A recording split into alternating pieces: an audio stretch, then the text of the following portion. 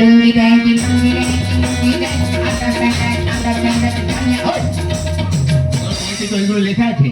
মনে নেই তা কি করবো, যা মনে এসেছে তাই বলে দিবি। ঠিক করে বল। সকালে উঠে আমি মনে মনে বলি, সারাদিন আমি যেন লাইন মেরে চলি।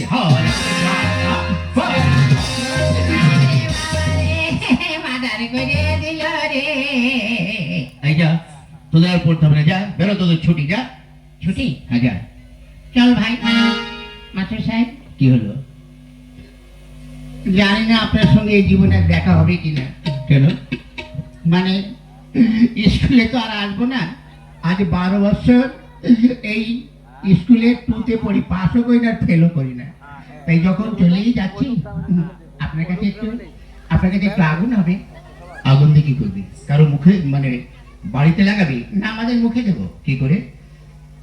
আজকে যখন এখানে এসেছি দেখি একটা সেকেন্ড হ্যান্ড বিড়ি পড়ে আছে।